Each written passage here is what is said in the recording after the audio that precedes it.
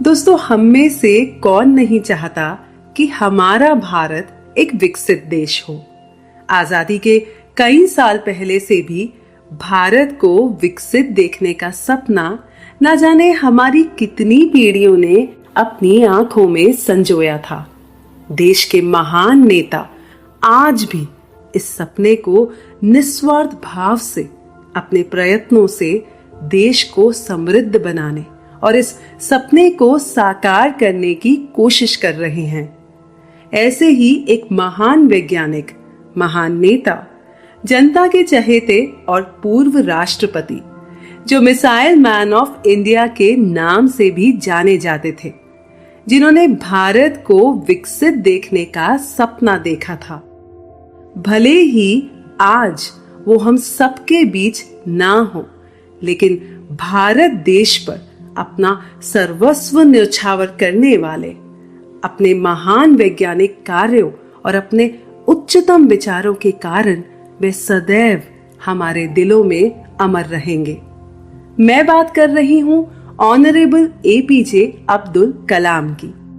नमस्कार दोस्तों, मैं हूं। आज हम जिस किताब के बारे में चर्चा करने वाले हैं उसका नाम है इग्नाइटेड माइंड्स, जिसे लिखा है ऑनरेबल एपीजे अब्दुल कलाम ने। इस किताब का मुख्य विषय है भारत के लोगों और खास तौर से भारत की युवा पीढ़ी को प्रेरणा देना। कलाम साहब का ये मानना था कि किसी भी राष्ट्र की प्रगति उस राष्ट्र के रहने वाले लोगों से होती है। वहां के लोगों की सोच और समझ ही एक राष्ट्र को विकसित करने में मदद कर सकती है। उनका ये विश्वास था कि भारत का युवा वर्ग बहुत ताकतवर और काबिल है। इस वर्ग को अगर सही मार्गदर्शन मिले तो वे अपनी क्षमता और काबिलियत से अपने उद्देश्यों को आसानी से पूरा कर सकता है। कलाम साहब भारत को ईयर 2020 तक एक विकसित राष्ट्र के रूप में देखना चाहते थे और उसी सिलसिले में उन्होंने फैसला किया कि वे इस किताब इग्नाइटेड माइंड्स को लिखेंगे ताकि वे भारत के युवाओं के मन में तेज पैदा कर सके और उन्हें प्रेरित कर सके। जब कलाम साहब इस किताब को लिख रहे थे तो उन्होंने भारत के अलग अलग राज्यों की यात्रा की और उन यात्राओं के दौरान वे देश के हजारों बच्चों से, संत महात्माओं से, शिक्षकों से, वैज्ञानिकों से और नेताओं से मिले, जिन्होंने कलाम साहब को बहुत प्रेरित किया। उन्हें ये यकीन हो गया कि भारत के लोगों के पास अद्भुत ज्ञान का भंडार है और अपने उसी ज्ञान की रोशनी से वे भारत को एक विकसित राष्ट्र बना सकते हैं। इस किताब के माध्यम से वे अपने राष्ट्र के लोगों को एक बहुत ही महत्वपूर्ण संदेश देना चाहते हैं कि राष्ट्र के लोगों ने जो एक अच्छे जीवन, अच्छे स्वास्थ्य, अच्छी शिक्षा का, अपने लक्ष्यों को पूरा करने का, एक सुखी और शांतिपूर्वक जीवन बिताने का जो सपना देखा है वो संभव है। उनके मुताबिक हमारे पास राष्ट्रीय तौर पर वो सभी साधन उपलब्ध हैं जो भारत को एक विकसित देश बना सकता है। लेकिन आज भी हम एक विकसित देश क्यों नहीं हैं?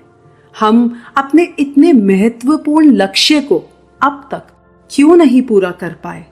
अगर हमें इस लक्ष्य को पूरा करना है तो हमें अपने अंदर क्या सुधार लाना चाहिए? इन सभी प्रश्नों के बारे में सोचते सोचते कलाम साहब को ये एहसास हुआ कि कहीं ना कहीं हमारा दृष्टिकोण ही हमारी समस्या है और हमें उसमें बदलाव लाने की जरूरत है। हमें अपने अंदर झांकने की जरूरत है। अपनी सीमित सोच से ऊपर उठ हमें अब एक नए तरीके से काम करना होगा। इस किताब में उन्होंने युवाओं को एक खूबसूरत संदेश दिया है कि हमारी समस्याओं का हल अब हमें खुद ढूंढना होगा। हमेशा दूसरे देशों पर निर्भर रहना हमें ज्यादा आगे तक नहीं जाने देगा। इस किताब में अपने मेधावी विचारों से वे युवाओं को प्रेरित करते हैं और उन्हें बताते हैं कि अगर हम लक्ष्यों पर विश्वास रखेंगे तो निश्चय ही हमारे सपने हकीकत में बदलने लग जाएंगे। तो चलिए बढ़ते हैं अपने पहले अध्याय की तरफ और सुनते हैं ऑनरेबल एपीजे अब्दुल कलाम द्वारा लिखी गई किताब इग्नाइटेड माइंड्स यानी तेजस्वी मन की ऑडियो बुक समरी को।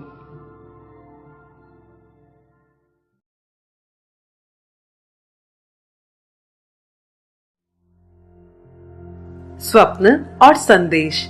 दोस्तों, अपने जीवन में हर इंसान सपने देखता है। आप चाहे माने या ना माने, हम सब सपने देखते हैं। मैं उन सपनों की बात नहीं कर रही जो हम बंद आंखों से अपनी नींद में देखते हैं। मैं उन सपनों की बात कर रही हूँ जो हम सब खुली आंखों से अपने जीवन में अपने उद्देश्यों को पूरा करने के लिए देखते हैं। ये सपने ही तो हैं जो हमें हमारी मंजिल तक पहुंचाते हैं। कलाम साहब का भी यही मानना था कि हमारे सपने सच हों, इसके लिए सपने देखना जरूरी है, क्योंकि हमारे इन्हीं सपनों से जुड़े होते हैं हमारे विचार जो हमारे मन में उत्पन्न होते हैं, और यही विचार हमें हमारा कर्म करने की प्रेरणा देते हैं। ये बात है 30 सितंबर 2001 की। उस दिन कलाम साहब हेलीकॉप्टर में कुछ पत्रकारों के साथ रांची से बोकारो एक कार्यक्रम में स्टूडेंट्स को एड्रेस करने जा रहे थे, लेकिन लैंडिंग से पहले ही हेलीकॉप्टर के इंजन में कुछ खराबी आने के कारण वो फेल हो गया और उनका हेलीकॉप्टर दुर्घटनाग्रस्त हो गया। कुदरत का करिश्मा देखिए, इस दुर्घटना में किसी को भी ज्यादा चोट नहीं आई। अपने जीवन में कलाम साहब समय को बहुत महत्व देते थे, इसीलिए इतने बड़े आघात के बाद भी उन्होंने अपने कार्यक्रम में कोई तब्दीली नहीं करी और वे बोकारो में स्टूडेंट्स को एड्रेस करने चले गए। रात में जब वे उस कार्यक्रम से वापस लौटे तो डॉक्टरों ने दुर्घटना के आघात से उभरने के लिए कलाम साहब को ट्रैंकुलाइजर लेने का सुझाव दिया ताकि वे रात में अच्छे से सो पाएं।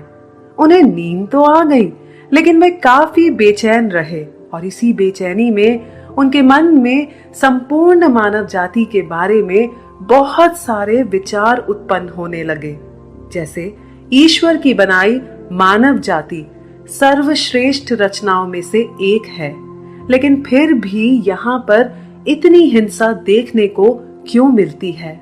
इसी बीच कलाम साहब ने अपने आप को चांदनी रात में रेगिस्तान के बीचों बीच इस धरती की 5 बेहतरीन और महान हस्तियों को वार्तालाप करते सुना। उनका ये अनुभव जो किसी सपने से कई ज्यादा तीव्र अनुभूति लिए था, लेकिन कलाम साहब ने इसे सपना ही कहा और अपने उस सपने का वर्णन कुछ इस प्रकार किया। रात का समय था और आसमान में पूरा चांद चमक रहा था। मीलों मील तक रेगिस्तान फैला हुआ था और उस चांदनी रात में पूरा रेगिस्तान चमचमा रहा था। उस रेगिस्तान में विश्व की 5 महान हस्तियां आपस में रही थी। वो 5 महान हस्तियां थीं महात्मा गांधी, अल्बर्ट आइंस्टाइन, सम्राट अशोक, अब्राहम लिंकन और खलीफा उमर। वे पांचों आपस में संपूर्ण मानव जाति को लेकर अपने अपने विचारों को व्यक्त कर रहे थे। सम्राट अशोक जो कलिंग का युद्ध जीत कर आए थे, लेकिन वे जीतने के बाद भी खुश नहीं थे। अपने घुटनों के बल आकर उन्होंने दुखी भाव से आसमान में उस चांद को देखा और फिर धरती पर उस चांदनी को देखा जो खुद में ही एक ईश्वरीय कृपा थी, और फिर उन्होंने युद्ध का वो भयानक दृश्य देखा जो उन्होंने खुद रचा था। उजली चांदनी में और जमीन पर बिखरे उस दुख दर्द से भरे क्षण में उन्हें ऐसे लगा कि प्रकृति उन्हें अपने उस खूबसूरत नजारे से और शांति से प्रेम और अहिंसा का संदेश दे रही थी। अपने वार्तालाप में वे पांचों महान हस्तियां ये भी कह रही थी कि ईश्वर ने उन सबको कुछ अद्भुत विशेषताएं दी हैं, जिसे उन्होंने अपने कर्मों से और प्रयासों से इस मानव जाति को दिया है। क्या ये मानव जाति उनकी दिखाई गई दिशा की तरफ बढ़ रही है? और क्या इस मानव जाति को धरती पर अपने उद्देश्य का एहसास है? उसी वार्तालाप में उन पांचों ने व्यक्त किया कि दिव्य सुंदरता सिर्फ बाहर तक ही सीमित नहीं रहनी चाहिए, बल्कि इस सुंदरता को मनुष्य की आत्मा में प्रवेश करना चाहिए, जिससे मानव शरीर और उसके मस्तिष्क में भी उसका संचार हो।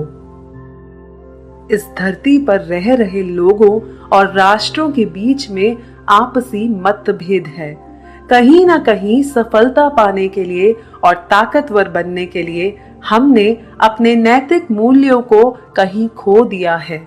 इसी वार्तालाप में वे सभी अपने आप से पूछते हैं कि मानव चेतना की क्या भूमिका है। क्या इस मानव चेतना की राजनीतिक सोच, वैज्ञानिक सोच और धर्मशास्त्रीय सोच में कोई भूमिका है? अंत में महात्मा गांधी ने वार्तालाप खत्म होने से पहले ऋषि अष्टावक्र के विचारों को प्रस्तुत किया और कहा, ऋषि अष्टावक्र ने कहा था कि तुम एक चैतन्य शक्ति हो और तुम्हारे अंदर ही पूरे ब्रह्मांड की असीम शक्तियां हैं। ये ब्रह्मांड तुमसे अलग नहीं है और पूरी सृष्टि इसी का ही अंश है। जीवन एक संघर्ष नहीं है, बल्कि उसका मकसद समृद्धि और शांति होना चाहिए। और आखिर में उन पांच महान हस्तियों का पूरी धरती के लिए ये संदेश था कि हम जो कुछ भी करें, किसी भी सिद्धांत पर अमल करें, वो हमेशा मानव जाति के हित में ही होना चाहिए। वाह, कितना ही सही और अर्थपूर्ण सपना देखा था कलाम साहब ने। अगली सुबह जब कलाम साहब सोकर उठे तो चाय पीते पीते अपने साथ हुई उस हेलीकॉप्टर दुर्घटना के बारे में सोचने लगे और फिर उस विचित्र सपने के बारे में। उन्हें लगा कि अगर वे इतनी बड़ी दुर्घटना के बाद भी जिंदा हैं, तो वाकई इसके पीछे कोई मकसद है। कल रात के उनके इस सपने में उनके लिए जरूर कोई संदेश था, लेकिन इसके आगे अब वे क्या करें? कलाम साहब अपने इस सपने के बारे में सोचते रहे और साथ ही में इस दुनिया का इतिहास उनकी आंखों के सामने आने लगा कि कैसे अतीत में भी अच्छी ताकतों ने मानव जीवन को बेहतर बनाने के लिए संघर्ष किया था। हमारा भारत एक ऐसा देश है जहां पर महान संतों और शिक्षकों ने अपने उच्च विचारों से हमें एक खुशहाल और धार्मिक जीवन जीना सिखाया। लेकिन दूसरी तरफ ऐसी हिंसात्मक घटनाएं भी घटी हैं जिनकी वजह से हमें गहरा आघात लगा है। वो चाहे द्वितीय महायुद्ध हो या फिर 9/11 का आतंकी हमला। इन सब पर विराम कब लगेगा? क्या हम खुद का विनाश करने के लिए अभिशापित हैं? नहीं, अब हमें इन सब का स्थायी समाधान खोजना ही होगा। कलाम साहब के अंदर एक नया दृढ़ संकल्प उभर रहा था और उन्होंने निर्णय लिया कि वे अपने देश के बच्चों के साथ बातचीत करके उनके मन के विचार जानेंगे और उनसे मेलजोल बढ़ाएंगे। वे एक सामान्य स्तर से ऊपर उठकर उस चैतन्य शक्ति को खोजना चाहते थे जो हम सब के अंदर है, और उस परम बुद्धिमता से जुड़कर वे भारत का यथार्थ रूप भारत के बच्चों में तलाशना चाहते थे। इसी के साथ ये एपिसोड समाप्त होता है और बढ़ते हैं हम अगले एपिसोड की तरफ।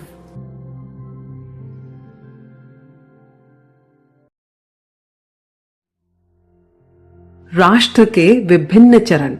दोस्तों, इस किताब में कलाम साहब ने डॉक्टर वेन डब्ल्यू डायर द्वारा लिखी गई किताब मैनिफेस्ट योर डेस्टिनी से एक बहुत ही दिलचस्प वर्गीकरण का जिक्र किया। किताब मैनिफेस्ट योर डेस्टिनी से एक बहुत ही दिलचस्प वर्गीकरण का जिक्र किया है कि मनुष्य अपने जीवन काल में विभिन्न चरणों से गुजरता है, जिसके नाम कुछ इस तरह हैं: खिलाड़ी का चरण, योद्धा का चरण, सत्ताधारी का चरण और महापुरुष चरण। कलाम साहब के मुताबिक राष्ट्र भी ऐसे चरणों से गुजरता है और इसी समानता को ध्यान में रखते हुए उन्होंने अंतिम 2 चरणों को कुछ इस प्रकार नाम दिए हैं: बिग ब्रदर यानी बड़ा भाई और स्वानुभूति यानी सेल्फ रियलाइजेशन स्टेज। ये जरूरी नहीं कि ये चरण या स्टेजेस एक क्रम में हों। आइए कलाम साहब के मुताबिक इन चरणों को एक राष्ट्र के दृष्टिकोण से समझते हैं। कलाम साहब बताते हैं कि पहली अवस्था में यानी खिलाड़ी चरण में एक राष्ट्र जो हाल ही में स्वतंत्र हुआ होता है वो ऊर्जा से भरपूर होता है और अपनी उपलब्धियों को पूरा करने के लिए अपने आप को प्रदर्शित करना शुरू कर देता है। इस अवस्था को पूरा करने के बाद राष्ट्र योद्धा चरण में प्रवेश करता है और अपनी उपलब्धियों पर गर्व करते हुए ये अपनी श्रेष्ठता प्रदर्शित करने के तरीके खोजता है। इसी अवस्था में लोग अपने लक्ष्यों को पूरा करने में व्यस्त हो जाते हैं। दूसरे राष्ट्रों को ये बताना कि हम श्रेष्ठ हैं उस राज्य का विषय बन जाता है। अगली बड़ी अवस्था जिसको कलाम साहब ने बिग ब्रदर यानी बड़े भाई का नाम दिया है। इस चरण में राष्ट्र कुछ हद तक अपना अहंकार नियंत्रित कर लेता है और अपने अनुभवों और समझ से जागरूकता के साथ वो ये जानने की कोशिश करता है कि अन्य देशों और समाज के लिए क्या महत्वपूर्ण है। इस अवस्था में राष्ट्र जीतना तो चाहता है, लेकिन उस पर ये जुनून सवार नहीं होता कि वो सबसे शक्तिशाली है। उस राष्ट्र का मकसद दूसरे राष्ट्रों की मदद करना होता है। इससे अगला चरण एक राष्ट्र के लिए उच्चतम चरण है, जिसको कलाम साहब ने नाम दिया है सेल्फ रियलाइजेशन यानी स्वानुभूति। अपनी बुद्धिमता से ये राष्ट्र समझ चुका होता है कि ये पृथ्वी सबकी है और यहाँ पर रहने वाला हर मानव एक दूसरे के प्रति अपनी जिम्मेदारियों से वाकिफ है। और कलाम साहब का ये विश्वास है कि भारत के अंदर इस अवस्था को प्राप्त करने की असीम क्षमता है। कलाम साहब बताते हैं कि जब वे रॉकेट बना रहे थे तो उनका पूरा जीवन ही जैसे विभिन्न चरणों में बट गया था। जब वे इंडियन स्पेस रिसर्च ऑर्गेनाइजेशन यानी इसरो में काम कर रहे थे तो तब अपने पहले चरण में कलाम साहब ने अपनी टीम के साथ मिलकर सन 1980 में भारत का पहला satellite launch vehicle SLV-3 launch किया था। अपने पहले चरण में उन्होंने बहुत कुछ सीखा और फिर औरों को भी सिखाया। कलाम साहब के दूसरे चरण की शुरुआत सन 1982 में हुई, जब वे defence research and development organisation यानी DRDO में थे।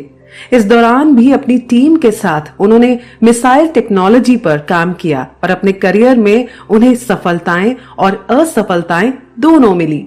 जीवन में असफल होने पर अपने आप को संभाला जाए, उन्होंने ये इसी चरण में सीखा।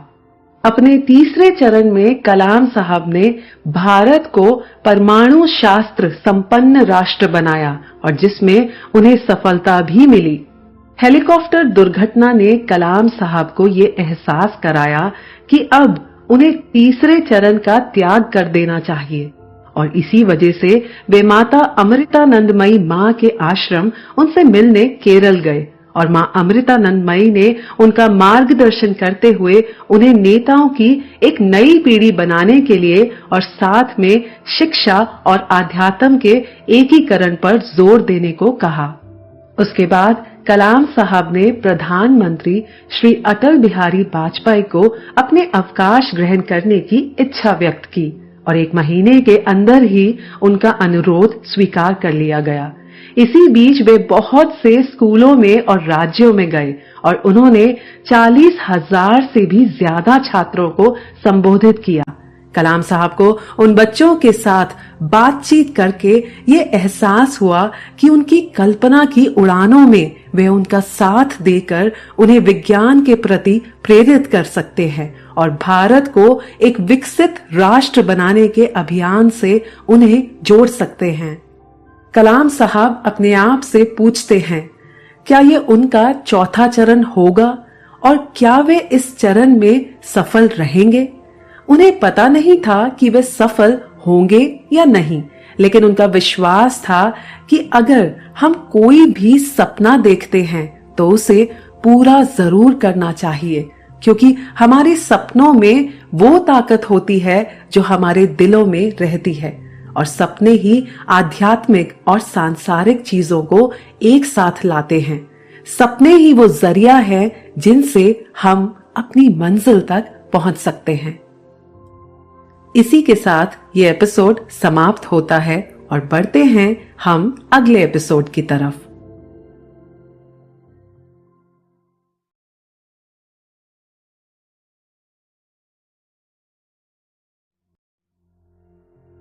हमें हमारा आदर्श दो। दोस्तों, महात्मा गांधी जी के प्रेरणादायक शब्द थे कि इंसान अक्सर वही बनता है जो वो अपने बारे में सोचता है।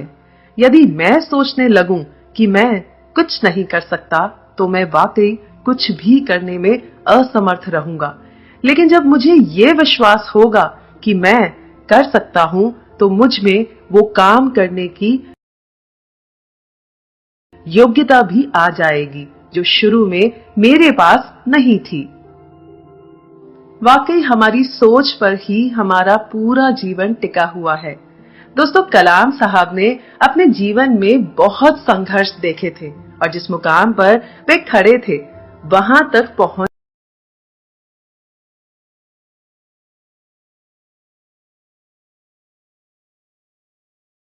के लिए उन्होंने काफी लंबा सफर तय किया था। उनका ये सफर, उनकी जिज्ञासा, नीले आसमान में उनके उड़ने की इच्छा सब रामेश्वरम द्वीप से शुरू हुई थी, जब उनके शिक्षक पूरी कक्षा को रामेश्वरम द्वीप ले गए थे और उन सबको नीले आसमान में उड़ते परिंदों के बारे में समझाया था कि वे कैसे उड़ते हैं और कैसे वे अपनी दिशा बदलते हैं। उनके शिक्षक के उस एक लेक्चर ने कलाम साहब की जिंदगी बदल दी और जीवन में उन्हें अपना लक्ष्य मिल गया। कलाम साहब बहुत ही महत्वाकांक्षी थे। उन्होंने बताया कि अपने जीवन में हम सब ईश्वर की दी गई चीजों को पाने का हक रखते हैं और जब तक हमारे देश के विद्यार्थियों और युवाओं को ये विश्वास नहीं होगा कि वे एक विकसित भारत के नागरिक बनने के योग्य हैं, तब तक वे समझदार और ज्ञानवान नागरिक कैसे बन सकते हैं। वे आगे बताते हैं कि विकसित देशों की समृद्धि का क्या रहस्य है। कुछ खास नहीं, बस इतना कि वहां के लोगों ने पीढ़ी दर पीढ़ी ये विश्वास रखा कि उन्हें एक मजबूत और समृद्ध राष्ट्र में एक अच्छा जीवन व्यतीत करना है। इसीलिए सच्चाई उनकी आकांक्षाओं के अनुरूप ढल गई। कलाम साहब एक न्यूनतम जीवन यानी एक मिनिमलिस्ट की लाइफ जीते थे और उन्होंने ये कभी भी नहीं कहा कि हमें मटेरियलिस्टिक थिंग्स यानी भौतिक वस्तुओं की इच्छा नहीं रखनी चाहिए। वे अबंडेंस यानी समृद्धि की खुद भी बहुत कद्र करते थे और उनका ये विश्वास था कि समृद्धि और आध्यात्म एक दूसरे के विरोधी नहीं हैं, बल्कि एक इंसान जब समृद्ध होता है तो उसका विश्वास बढ़ता है और वे सुरक्षित महसूस करता है। कलाम साहब बताते हैं कि न्यूनतम तरीके से जीने में कोई हर्ज नहीं है। महात्मा गांधी जी ने भी तो ऐसा जीवन जिया था। ये तो हमारी पसंद पर निर्भर करता है कि हम कैसी जीवन शैली जीना चाहते हैं, लेकिन जबरदस्ती चीजों का त्याग कर देना और फिर उस जीवन को जीना एक अलग बात हो जाती है।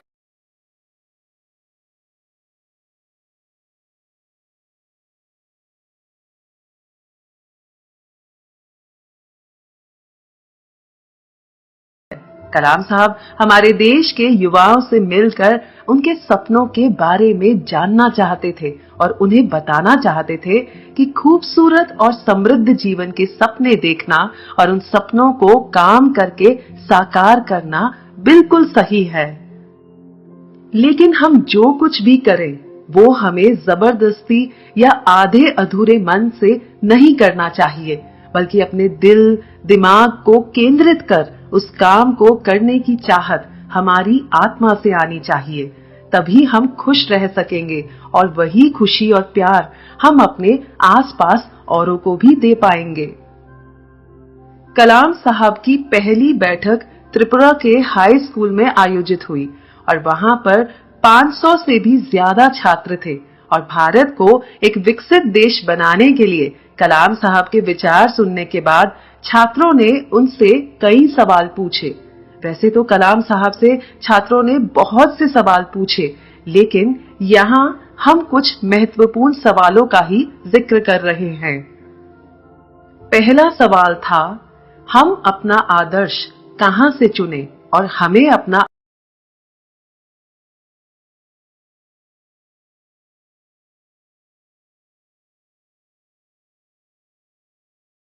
आदर्श कैसे मिल सकता है। इस पर कलाम साहब ने जवाब दिया, बचपन से ही जीवन के अलग अलग चरणों में हम अपने आदर्श बनाते रहते हैं।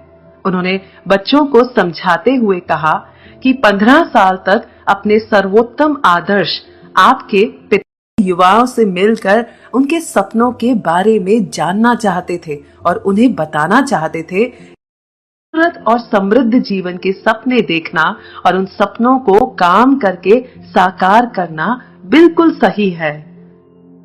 लेकिन हम जो कुछ भी करें वो हमें जबरदस्ती या आधे अधूरे मन से नहीं करना चाहिए, बल्कि अपने दिल दिमाग को केंद्रित कर उस काम को करने की चाहत हमारी आत्मा से आनी चाहिए। तभी हम खुश रह सकेंगे और वही खुशी और प्यार हम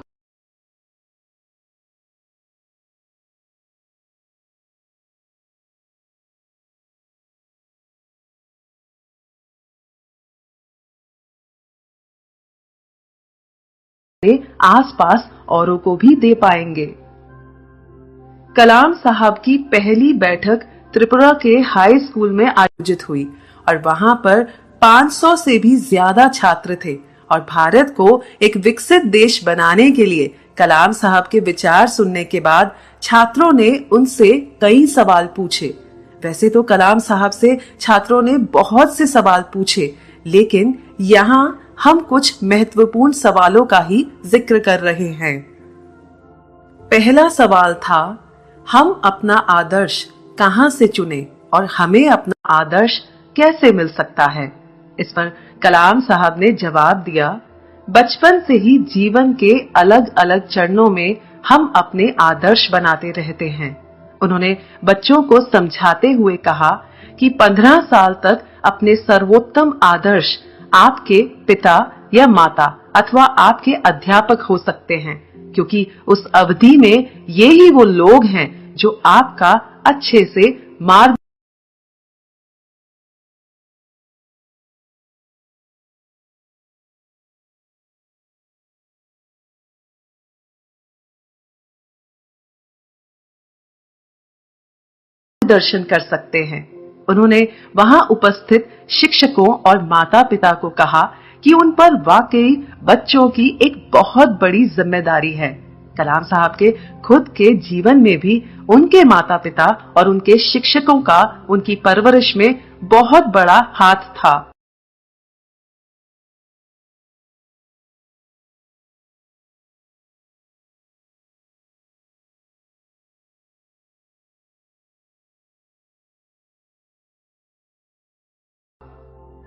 उन्होंने उस बैठक में ये भी संदेश दिया कि अगर माता पिता और अध्यापक युवाओं का जीवन संवारने के लिए आवश्यक समर्पण की भावना रखें तो भारत को एक नया जीवन मिल सकता है। शिक्षा तथा अध्यापक छात्र संबंध को व्यापारी दृष्टि से देखने की बजाय राष्ट्र के विकास को ध्यान में रखकर देखना होगा। ये वो गुण है जो हमारे अंतर्मन से आना चाहिए। वहीं पर उपस्थित एक लड़की ने उनसे सवाल पूछा कि आतंकवादी कौन होते हैं। हम हर रोज इनके बारे में अखबारों में पढ़ते हैं और अपने माँ बाप को भी इस विषय पर बात करते सुनते हैं। क्या ये हमारे ही देश के लोग हैं? इस सवाल ने कलाम साहब को झकझोर कर रख दिया, क्योंकि वे खुद इस सवाल का जवाब तलाश रहे थे। वहां उपस्थित लोगों को जवाब देने से पहले कलाम साहब ने वहां बैठे सब लोगों की तरफ देखा, फिर आसमान की तरफ देखा और फिर बच्चों को संबोधित करते हुए कहा, बच्चों, हमारे महान महाकाव्य रामायण में भगवान राम और राक्षस रावण में एक लंबा युद्ध चला था, लेकिन अंत में जीत भगवान राम की यानी अच्छाई की हुई थी और महाभारत में भी जीत धर्म की हुई थी। बच्चों, इस संसार में युद्ध तो बहुत हुए हैं, लेकिन अंत में जीत शांति की ही होती है। मुझे ऐसा लगता है अच्छाई और बुराई दोनों एक साथ मौजूद रहेंगे, लेकिन सवाल ये उठता है कि किस तरह आध्यात्मिक विकास के जरिए इस बुराई को कम से कम किया जाए।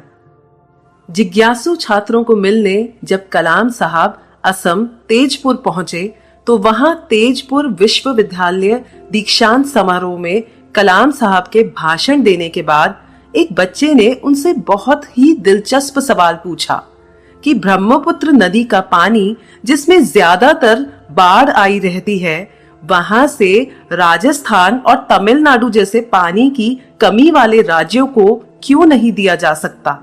उस बच्चे ने बड़ा ही जबरदस्त सवाल पूछा था और जिसे सुनकर कलाम साहब अवाक रह गए। वो सोचने लगे कि वाकई बच्चों को ही ऐसे विचार आ सकते हैं, बड़े असंभावनाएं ज्यादा देखते हैं। कलाम साहब को तो पता था कि नदियां राज्यों का विषय है और हमारे राज्य अपने अपने नदी जल को लेकर हमेशा आपस में लड़ते झगड़ते रहते हैं। भविष्य में ये नदियां शायद इन राष्ट्रों को समृद्ध हो जाती है। कलाम साहब हमारे देश के युवाओं से मिलकर उनके सपनों के बारे में जानना चाहते थे और उन्हें बताना चाहते थे खूबसूरत और समृद्ध जीवन के सपने देखना और उन सपनों को काम करके साकार करना बिल्कुल सही है, लेकिन हम जो कुछ भी करें वो हमें जबरदस्ती या आधे अधूरे मन से नहीं करना चाहिए, बल्कि अपने दिल दिमाग को केंद्रित कर उस काम को करने की चाहत हमारी आत्मा से आनी चाहिए। तभी हम खुश रह सकेंगे और वही खुशी और प्यार हम अपने आसपास औरों को भी दे पाएंगे। कलाम साहब की पहली बैठक त्रिपुरा के हाई स्कूल में आयोजित हुई और वहां पर 500 से भी ज्यादा छात्र थे और भारत को एक विकसित देश बनाने के लिए कलाम साहब के विचार सुनने के बाद छात्रों ने उनसे कई सवाल पूछे। वैसे तो कलाम साहब से छात्रों ने बहुत से सवाल पूछे, लेकिन यहाँ हम कुछ महत्वपूर्ण सवालों का ही जिक्र कर रहे हैं। पहला सवाल था, हम अपना आदर्श कहाँ से चुने और हमें अपना आदर्श कैसे मिल सकता है। इस पर कलाम साहब ने जवाब दिया, बचपन से ही जीवन के अलग अलग चरणों में हम अपने आदर्श बनाते रहते हैं। उन्होंने बच्चों को समझाते हुए कहा कि 15 साल तक अपने सर्वोत्तम आदर्श आपके पिता या माता अथवा आपके अध्यापक हो सकते हैं, क्योंकि उस अवधि में ये ही वो लोग हैं जो आपका अच्छे से मार्गदर्शन कर सकते हैं। उन्होंने वहां उपस्थित शिक्षकों और माता पिता को कहा कि उन पर वाकई बच्चों की एक बहुत बड़ी जिम्मेदारी है। कलाम साहब के खुद के जीवन में भी उनके माता पिता और उनके शिक्षकों का उनकी परवरिश में बहुत बड़ा हाथ था। उन्होंने उस बैठक में ये भी संदेश दिया कि अगर माता पिता और अध्यापक युवाओं का जीवन संवारने के लिए आवश्यक समर्पण की भावना रखें तो भारत को एक नया जीवन मिल सकता है। शिक्षा तथा अध्यापक छात्र संबंध को व्यापारी दृष्टि से देखने की बजाय राष्ट्र के विकास को ध्यान में रखकर देखना होगा। ये वो गुण है जो हमारे अंतर्मन से आना चाहिए। वहीं पर उपस्थित एक लड़की ने उनसे सवाल पूछा कि आतंकवादी कौन होते हैं। हम हर रोज इनके बारे में अखबारों में पढ़ते हैं और अपने माँ बाप को भी इस विषय पर बात करते सुनते हैं। क्या ये हमारे ही देश के लोग हैं? इस सवाल ने कलाम साहब को झकझोर कर रख दिया, क्योंकि वे खुद इस सवाल का जवाब तलाश रहे थे। वहां उपस्थित लोगों को जवाब देने से पहले कलाम साहब ने वहां बैठे सब लोगों की तरफ देखा, फिर आसमान की तरफ देखा और फिर बच्चों को संबोधित करते हुए कहा, बच्चों, हमारे महान महाकाव्य रामायण में भगवान राम और राक्षस रावण में एक लंबा युद्ध चला था, लेकिन अंत में जीत भगवान राम की यानी अच्छाई की हुई थी और महाभारत में भी जीत धर्म की हुई थी। बच्चों, इस संसार में युद्ध तो बहुत हुए हैं, लेकिन अंत में जीत शांति की ही होती है। मुझे ऐसा लगता है अच्छाई और बुराई दोनों एक साथ मौजूद रहेंगे, लेकिन सवाल ये उठता है कि किस तरह आध्यात्मिक विकास के जरिए इस बुराई को कम से कम किया जाए। जिज्ञासु छात्रों को मिलने जब कलाम साहब असम तेजपुर पहुंचे तो वहां तेजपुर विश्वविद्यालय दीक्षांत समारोह में कलाम साहब के भाषण देने के बाद एक बच्चे ने उनसे बहुत ही दिलचस्प सवाल पूछा कि ब्रह्मपुत्र नदी का पानी, जिसमें ज्यादातर बाढ़ आई रहती है, वहां से राजस्थान और तमिलनाडु जैसे पानी की कमी वाले राज्यों को क्यों नहीं दिया जा सकता। उस बच्चे ने बड़ा ही जबरदस्त सवाल पूछा था और जिसे सुनकर कलाम साहब अवाक रह गए। वो सोचने लगे कि वाकई बच्चों को ही ऐसे विचार आ सकते हैं, बड़े असंभावनाएं ज्यादा देखते हैं। कलाम साहब को तो पता था कि नदियां राज्यों का विषय है और हमारे राज्य अपने अपने नदी जल को लेकर हमेशा आपस में लड़ते झगड़ते रहते हैं। भविष्य में ये नदियां शायद इन राष्ट्रों को समृद्ध बना दे, लेकिन वर्तमान में इन नदियों का पानी समुद्र में गिरकर बर्बाद हो रहा है। लेकिन ये बात वो उस बच्चे को कैसे समझाएं? इस पर कलाम साहब ने उस बच्चे को उत्तर दिया कि मेरा ये मानना है, युवाओं की सोच ही उनकी सबसे बड़ी ताकत होती है। इंडिया विजन 2020 में युवाओं से ये अपेक्षा की गई है कि वे विभिन्न राज्यों की नदियों को आपस में जोड़ने का महान अभियान शुरू करें। युवाओं की यही सोच एक दिन अफसरशाही की नकारात्मकता तथा कुछ राज्यों की स्वार्थपरक नीतियों को पछाड़कर देशवासियों को समृद्ध बना सकती है। एक अन्य छात्र ने बहुत अहम सवाल पूछा, जिसका जवाब कलाम साहब चाह कर भी नहीं दे सकते थे। उसने पूछा कि किसी भी बड़े क्षेत्र के नेता हमसे बात करने क्यों नहीं आते।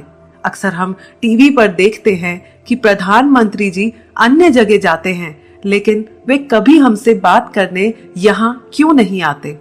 देश के नेताओं के साथ संवाद कायम करने की उन बच्चों की इच्छा को देखकर कलाम साहब बहुत प्रभावित हुए और उन्होंने बच्चों से कहा कि वे जब दिल्ली जाएंगे तो उनके विचारों को नेताओं से जरूर व्यक्त करेंगे और फिर उन बच्चों के सपने जरूर पूरे होंगे।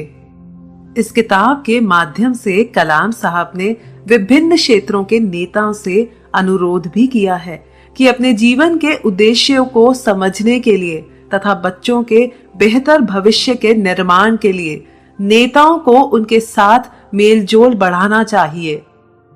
इस दौरान कलाम साहब ने अलग अलग जगह यात्रा करी और वे बच्चों से मिले और अपने वार्तालाप के दौरान कुछ महत्वपूर्ण संदेश उन्होंने बच्चों को दिए और कुछ बच्चों ने उन्हें दिए।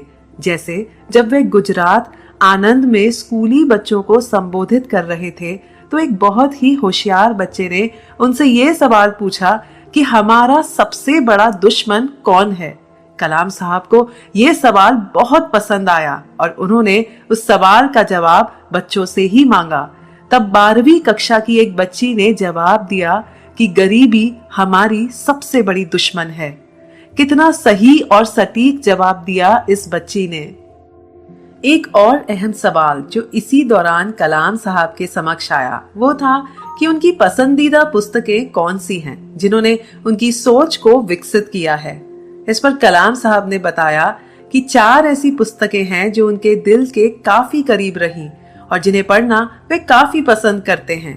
पहली पुस्तक है नोबेल पुरस्कार विजेता एवं दार्शनिक डॉक्टर एलेक्सिस कैरल की लिखी मैन द अननोन। और इस पुस्तक में इस बात पर जोर दिया गया है कि मस्तिष्क एवं शरीर दोनों का इलाज एक साथ कैसे करना चाहिए, क्योंकि दोनों एक दूसरे से जुड़े हुए हैं। कलाम साहब ने बताया कि ये पुस्तक खास तौर से उन बच्चों को पढ़नी चाहिए जो डॉक्टर बनने की इच्छा रखते हैं। दूसरी पुस्तक जिसका जिक्र कलाम साहब ने किया है उसका नाम है तिरुवल्लुवर की तिरुक्कुरल। ये किताब जीवन के श्रेष्ठ नियमों का संग्रह है। उनकी तीसरी पसंदीदा किताब है लिलियन आइशलर वॉटसन की लाइट्स फ्रॉम मैनी लैम्प्स, जो पिछले 50 सालों से कलाम साहब का मार्गदर्शन कर रही है। और चौथी है पवित्र कुरान, जो इस जीवन में उनका साथ हमेशा से देती आ रही है। दोस्तों, इस दौरान कलाम साहब 50,000 स्कूली बच्चों से मिले और उनसे हजारों सवाल पूछे गए। इन सवालों से एक बात सामने आई कि बच्चे वाकई कितने मासूम होते हैं और एक मजबूत और समृद्ध राष्ट्र में रहने की उनकी कितनी अधिक इच्छा है। कलाम साहब बताते हैं कि बच्चों के लिए आदर्शों का यानी रोल मॉडल्स का होना कितना जरूरी है। हमारे आदर्श उस कार्य पर ही केंद्रित रहने में हमारी मदद कर सकते हैं जो बतौर व्यक्ति, समूह अथवा एक देश के रूप में हमारे लिए उचित है। हमारे आदर्श हमें बड़ी से बड़ी सफलताओं तक पहुंचा सकते हैं। इंफॉर्मेशन टेक्नोलॉजी के क्षेत्र में हमें काफी सफलता मिली है, लेकिन वास्तव में जो हम सफलता प्राप्त कर सकते हैं उसकी तुलना में ये कुछ भी नहीं है। हमारा प्राचीन भारत ज्ञान से भरपूर था और कई बौद्धिक अभियानों, विशेषकर गणित, चिकित्सा और खगोल विद्या के क्षेत्र में उसने विश्व का नेतृत्व भी किया है। अब समय आ गया है कि हम एक बार फिर ज्ञान के क्षेत्र में परम शक्ति बनकर उभरें। इसी के साथ ये एपिसोड समाप्त होता है और बढ़ते हैं हम अगले एपिसोड की तरफ।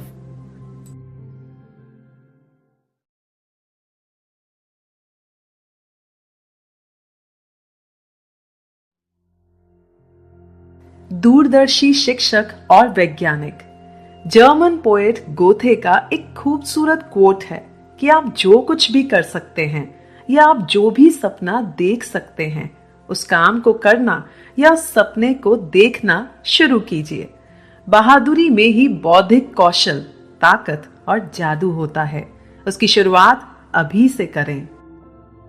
दोस्तों, हम सब ने ये देखा भी है और सदियों से ये सुनते भी आ रहे हैं कि देश की प्रगति के लिए देशवासियों को एक होकर सोचना पड़ता है। ऐसा ही कलाम साहब का मानना था कि देश के महान लोगों के लिए सबसे पहले उनका देश आता था। उनकी सोच सबसे अलग और कुछ हटकर होती थी। ये महान लोग सपनों को वास्तविकता में बदलने के लिए अपनी योग्यता से हजारों लोगों को अपने साथ जोड़ लेते थे। इस अध्याय में कलाम साहब ने ऐसे ही कुछ महान लोगों का जिक्र किया है जो दूरदर्शी थे। कुछ भी कर सकते हैं या आप जो भी सपना देख सकते हैं उस काम को करना या सपने को देखना शुरू कीजिए। बहादुरी में ही बौद्धिक कौशल, ताकत और जादू होता है। उसकी शुरुआत अभी से करें। दोस्तों, हम सब ने ये देखा भी है और सदियों से ये सुनते भी आ रहे हैं कि देश की प्रगति के लिए देशवासियों को एक होकर सोचना पड़ता है। ऐसा ही कलाम साहब का मानना था कि देश के महान लोगों के लिए सबसे पहले उनका देश आता था। उनकी सोच सबसे अलग और कुछ हटकर होती थी। ये महान लोग सपनों को वास्तविकता में बदलने के लिए अपनी योग्यता से हजारों लोगों को अपने साथ जोड़ लेते थे। इस अध्याय में कलाम साहब ने ऐसे ही कुछ महान लोगों का जिक्र किया है जो दूरदर्शी थे और अपनी दूरदर्शिता से उन्होंने हमेशा देश के हित के लिए काम किया। सन 1954 में कलाम साहब ने सेंट जोसेफ कॉलेज तिरुचिरापल्ली से साइंस में अपनी ग्रेजुएशन कंप्लीट की थी। उस समय कॉलेज में उनके एक शिक्षक थे जो बीएससी और एमएससी के स्टूडेंट्स को गणित पढ़ाते थे। उनका नाम था टी तोतादरी अयंगर। जब वे चलते थे तो ऐसा लगता था कि ज्ञान की किरणें उनके चारों ओर फैली हों। सन 1952 में प्रोफेसर तोतादरी अयंगर जी ने भारत के प्राचीन मैथमेटिशियंस यानी गणितज्ञों और एस्ट्रोनॉमर्स यानी खगोलविदों पर लेक्चर दिया था, जिसमें कलाम साहब भी मौजूद थे। उसी लेक्चर के दौरान कलाम साहब को देश के प्राचीन गणितज्ञों के बारे में कुछ झलकियां मिली, जिसका वर्णन आगे किया गया है। कलाम साहब ने बताया कि आर्यभट्ट, ब्रह्मगुप्त और भास्कराचार्य तीनों ही भारत के महान गणितज्ञ और खगोलविद थे। तीनों ही के पास संपूर्ण ज्ञान का खजाना था और अपने अपने तरीके से उन्होंने अलजेब्रा, अरिथमेटिक, ट्रिग्नोमेट्री, जियोमेट्री और एस्ट्रोनॉमी जैसे क्षेत्रों में महत्वपूर्ण योगदान दिया। श्रीनिवास रामानुजन जी को याद करते हुए कलाम साहब ने कहा कि वे एक जीनियस मैथमेटिशियन थे। उनके पास कोई भी फॉर्मल एजुकेशन यानी औपचारिक शिक्षा नहीं थी और ना ही रोजी रोटी कमाने का कोई साधन था, लेकिन अपनी प्रबल इच्छा शक्ति से और गणित विषय के प्रति उनके लगाव के चलते उन्होंने गणित संबंधी शोध में काफी योगदान दिया और उनके कई कार्यों पर तो अब भी गहन अध्ययन जारी है। कलाम साहब हमारे वैज्ञानिकों को संदेश देते हैं कि वे स्कूलों में ऐसे ही जीनियस रामानुजन की तलाश क्यों नहीं करते। कलाम साहब ने यह भी कहा कि आने वाले समय में प्रख्यात शिक्षक गणित के युवा छात्रों को पढ़ाने और प्रेरित करने में भी अपना अतुलनीय और महान कार्य जारी रखेंगे, ताकि इस क्षेत्र में भारतीय प्रतिभा के झंडे गाड़े जा सके। कलाम साहब ने Nobel Prize winner sir C V Raman का भी जिक्र किया, जिनके भीतर के वैज्ञानिक ने उन्हें चैन से बैठने नहीं दिया। इनफैक्ट रमन इफेक्ट की खोज, जिसकी वजह से उन्हें नोबेल पुरस्कार मिला, वो किसी बड़े या भारी खर्च से तैयार या किसी विशाल संस्थान में नहीं की गई थी, बल्कि संपूर्ण विश्व को भारतीय मेधा का लोहा मनवाने की चाहत ही सर सीवी रमन की प्रेरणा रही थी। कलाम साहब ने बताया कि अगर गौर से देखा जाए तो स्वतंत्रता आंदोलन ने हर क्षेत्र में, जैसे arts, science, technology, economics, history और लिटरेचर ने उत्तम नेताओं को जन्म दिया है, जो विश्व की श्रेष्ठ प्रतिभाओं की टक्कर के रहे हैं। अगर हाल ही के वर्षों की बात करते हैं तो कलाम साहब बताते हैं कि कुछ महान और विजनरी यानी दूरदृष्टि प्राप्त हुए वैज्ञानिक भी उभर कर आए हैं, जिनसे कलाम साहब अपने जीवन में बहुत प्रभावित हुए थे। डॉक्टर विक्रम साराभाई, जिन्होंने सर सीवी रमन के साथ भी काम किया था, उन्होंने साइंस एंड टेक्नोलॉजी सेंटर स्थापित किया था और उसके निर्देशक भी थे। Father of Indian space programme कहलाए जाने वाले डॉक्टर साराभाई की दूरदर्शिता से इसरो की स्थापना हुई थी। कलाम साहब जब रॉकेट सिस्टम्स पर काम कर रहे थे तो डॉक्टर साराभाई के नेतृत्व में उनको एक अलग ही ऊर्जा मिलती थी।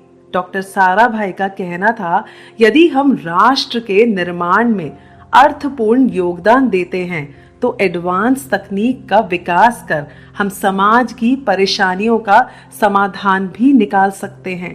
डॉक्टर साराभाई ने शुरुआती चरणों में कलाम साहब की प्रतिभाओं को निखारने में अहम भूमिका निभाई थी और कलाम साहब को मिसाइल मैन बनाने वाले भी डॉक्टर साराभाई ही थे। भारतीय अंतरिक्ष कार्यक्रम के तहत इसरो की स्थापना उनकी सबसे बड़ी उपलब्धियों में से एक थी। दुर्भाग्यवश सन 1971 में डॉक्टर साराभाई का निधन हो गया और भारत को लेकर जो डॉक्टर साराभाई ने सपना देखा था, उसे हकीकत में बदला डॉक्टर सतीश धवन ने और सन 1972 में इसरो का काम संभालने के बाद प्रोफेसर धवन ने संगठन के स्पेस प्रोग्राम्स की विस्तृत रूपरेखा तैयार की और उन्हीं की बदौलत रिमोट सेंसिंग और कम्युनिकेशन सैटेलाइट्स के मामले में हमें महत्वपूर्ण उपलब्धियां हासिल हुई। कलाम साहब बताते हैं कि जब वे प्रोजेक्ट लीडर थे तो अपने करियर में उन्होंने प्रोफेसर धवन से बहुत कुछ सीखा। जैसे किसी भी प्रोजेक्ट की सफलता के लिए पूरी ऑर्गेनाइजेशन उसकी सफलता की जिम्मेदार होती है, यहाँ तक कि इसरो का चेयरमैन भी। एक प्रोजेक्ट लीडर को अपना पूरा ध्यान उस प्रोजेक्ट पर केंद्रित करना चाहिए और उस प्रोजेक्ट को अपने आप से बड़ा और महत्वपूर्ण समझना चाहिए, तभी वो प्रोजेक्ट सफल होता है। नहीं तो वो प्रोजेक्ट, वो प्लान, यहाँ तक कि पूरी संस्था सफलता की तरफ नहीं बढ़ सकती। कलाम साहब ने अपने करियर में सिर्फ प्रोफेसर धवन से ही नहीं बल्कि अपने सीनियर से भी बहुत महत्वपूर्ण लीडरशिप लेसन सीखे। और एक लीडर जब सबको साथ लेकर चलता है तो सभी के सहयोग से वो प्रोजेक्ट सफल बनता है और वो संस्था बड़ी बनती है। कलाम साहब ने जब DRDO ज्वाइन किया था और वहां पर जब वे मिसाइल्स डिजाइन करते थे तो उन्होंने अनुभव किया कि किसी भी डेवलपमेंट प्रोग्राम में टेक्निकल प्रॉब्लम्स आती हैं, लेकिन हमें उन कठिनाइयों से घबराना नहीं चाहिए। अपने अनुभवों से उन्होंने ये भी बताया कि भारत के पास इस क्षेत्र में सर्वोत्तम टेक्नोलॉजी डेवलप करने की क्षमता है। इस अध्याय में कलाम साहब ने डॉक्टर वर्गीस कुरियन द्वारा लिखी किताब एन अनफिनिश्ड ड्रीम के बारे में जिक्र किया है। डॉक्टर वर्गीस, जो मिल्कमैन ऑफ इंडिया के नाम से जाने जाते थे और जिनका डेयरी फार्मिंग में काफी बड़ा योगदान रहा, वे डेयरी बिजनेस को काफी ऊंचाइयों पर लेकर गए। नतीजन दूध के क्षेत्रों में भारत अग्रणी देशों में है। जब कलाम साहब उनसे मिलने गए तो उन्होंने पूछा कि उनके अनुसार हमारे देश को विकास की राह पर अग्रसर करने का निश्चित तरीका क्या है। इस पर डॉक्टर वर्गीस ने बड़ा ही प्रेरणादायक जवाब दिया कि आपको हमारे युवा पेशेवरों को तथा देश के किसानों के रूप में उपलब्ध संसाधनों के बूते पर इस काम को आगे बढ़ाना चाहिए। अगर हम उनको शामिल करते हैं तो हमारी सफलता निश्चित है। उनकी भागीदारी होने पर हम कभी असफल नहीं होंगे। वाकई कितना खूबसूरत और महत्वपूर्ण जवाब दिया था डॉक्टर वर्गीस ने। कलाम साहब कहते थे कि दूरदृष्टि यानी विजन हमारे दिमाग को प्रज्वलित करती है। भारत को JRD Tata, doctor Vikram Sarabhai, professor Satish Dhawan जैसे सरीखे दूरदर्शियों की जरूरत है, जो मिशन ड्रिवन प्रोग्राम्स में पूरी पीढ़ी को शामिल कर संपूर्ण देश के लिए काम किया करते थे। इसी के साथ ये एपिसोड समाप्त होता है और बढ़ते हैं हम अगले एपिसोड की तरफ।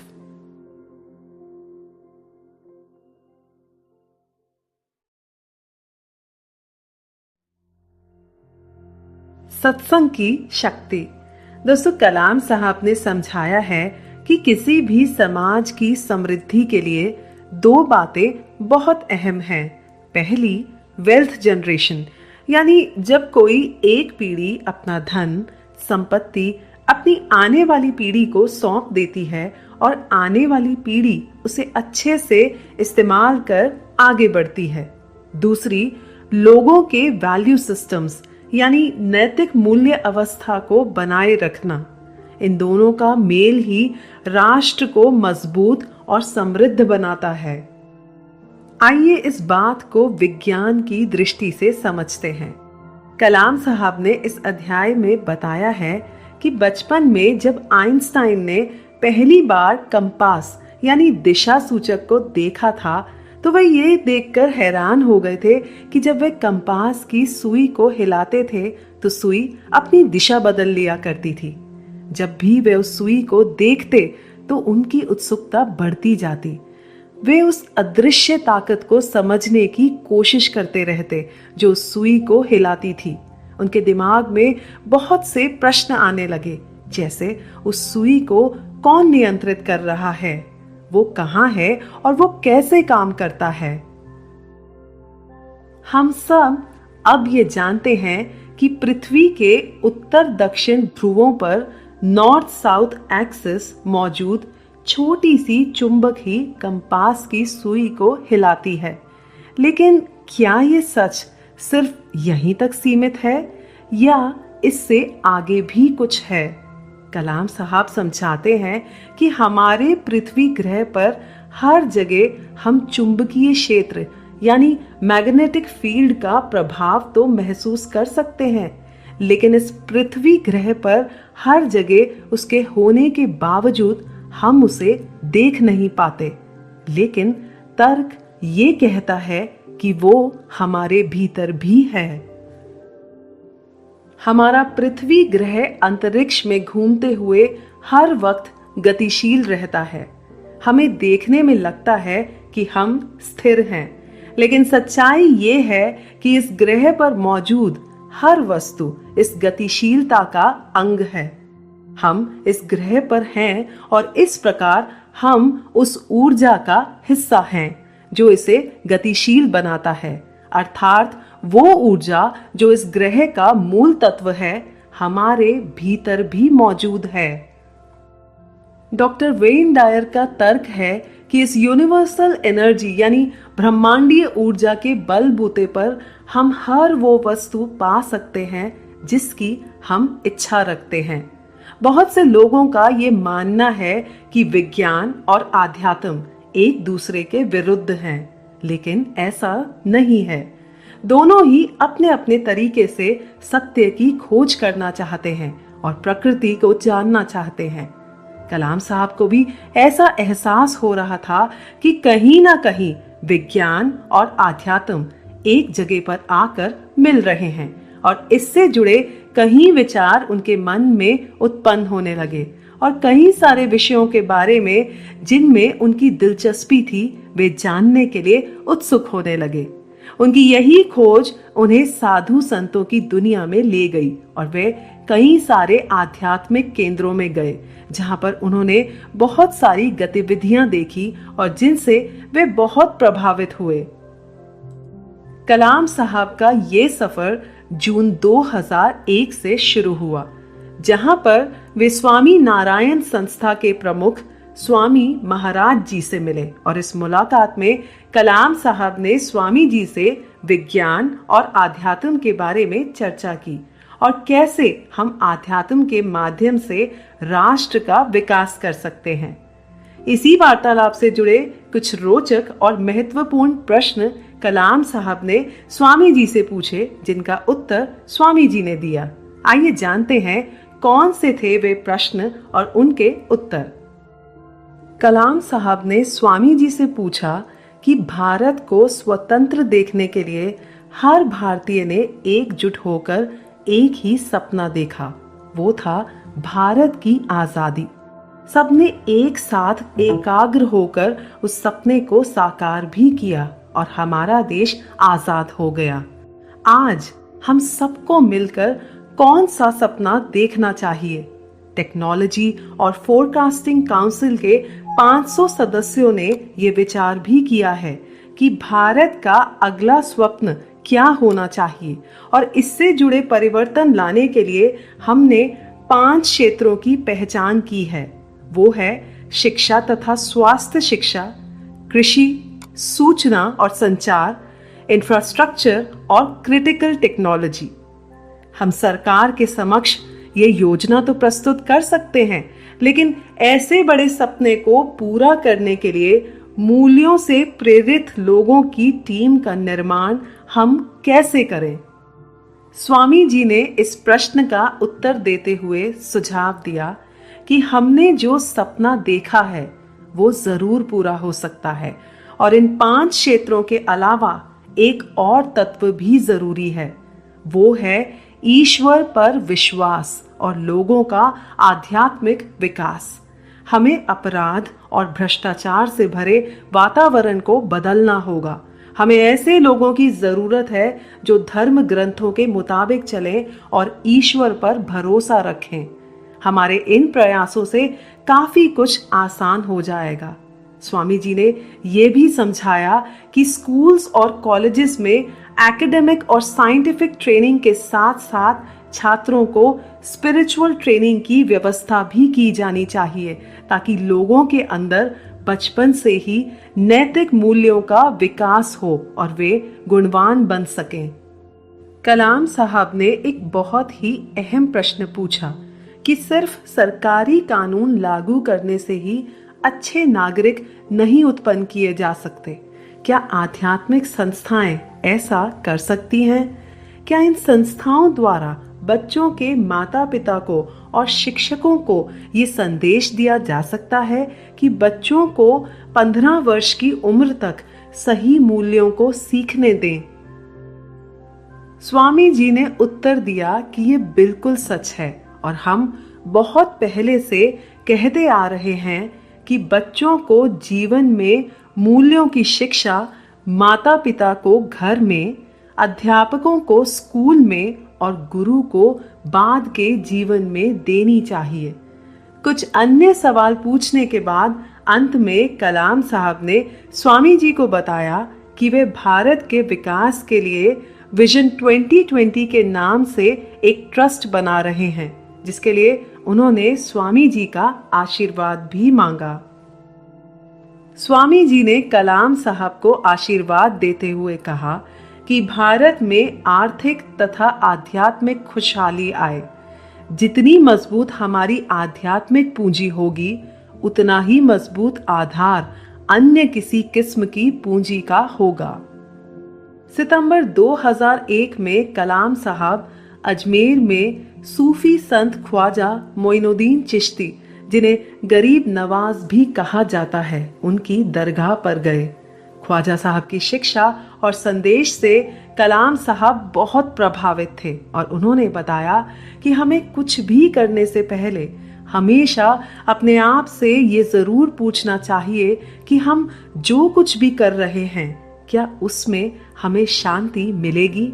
और जैसा कि डायर ने कहा था कि अगर अंदर से जवाब हाँ में आता है तो आप जरूर आगे बढ़ें, लेकिन अगर आपका जवाब ना में है तो अपने अहम भाव के बारे में सतर्क रहें, क्योंकि ये अहम ही है जो हमें अपनों से और परमात्मा से दूर कर देता है। इसी दौरान वे मां अमृतानंदमयी से, रामकृष्ण मिशन के स्वामी निखिलेश्वरानंद जी से और कांची के शंकराचार्य से भी मिले और इस दौरान उन्हें बहुत खूबसूरत अनुभव भी हुए।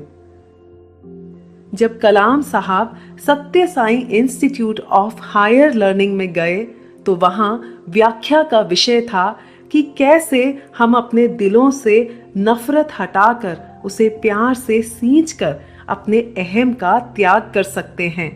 वाकई अगर अहम का त्याग हो जाए तो इस जीवन का उद्देश्य ही पूर्ण हो जाएगा।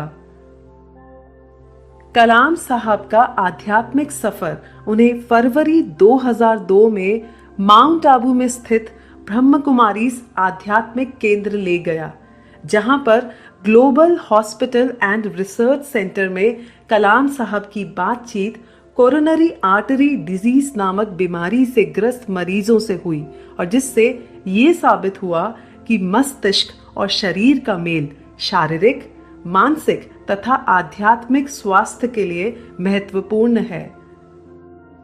इस दौरान जितने भी आध्यात्मिक स्थलों में कलाम साहब गए, उन्हें एक ही संदेश मिला कि हमारे अंदर एक उच्च धरातल है, यानी हायर सेल्फ है, जो मटीरियलिस्टिक वर्ल्ड यानी भौतिक संसार की सीमाओं से परे है। भारतीय इस उच्च धरातल से भली भांति वाकिफ हैं। कई पीढ़ियों तक हमारे पूर्वज इसी धारणा को लेकर जीवन बिताते आए हैं, लेकिन आज हम में से कई लोग जो भौतिक संसार की गहराई में रम गए हैं, ये विचार उनके लिए महान और आध्यात्मिक है। कलाम साहब बताते हैं कि हमारी आध्यात्मिक समझ ही हमारी ताकत है। एक राष्ट्र के तौर पर हमने बहुत सारे संघर्ष किए हैं, लेकिन इस दौरान कहीं ना कहीं हमने अपनी अपेक्षाओं को कम कर दिया है। हमें फिर से अपने दृष्टिकोण को बदलना होगा और सदियों से चली आ रही विरासत और समझ से हमें अपने जीवन को समृद्ध बनाना होगा। इसी के साथ ये एपिसोड समाप्त होता है और बढ़ते हैं हम अगले एपिसोड की तरफ।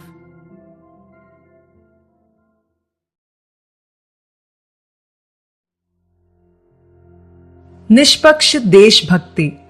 दोस्तों, स्वामी विवेकानंद जी के खूबसूरत शब्द हैं कि मुझे मुक्त हो ऊंचे आकाश में प्रतिष्ठित होने की परवाह नहीं है। मैं हजारों हजार नरक भी भोग सकता हूं, पर दूसरों की भलाई का काम अनवरत एक गिरते झरने की तरह करता रहूंगा। यही मेरा धर्म है। हम सबको मालूम है कि कलाम साहब एक सीधे सरल व्यक्ति थे और प्रकृति से उनका बहुत गहरा लगाव था। पैदल चलना उनके जीवन का अहम हिस्सा था और हर सवेरे वे 5 किलोमीटर पैदल चलते थे।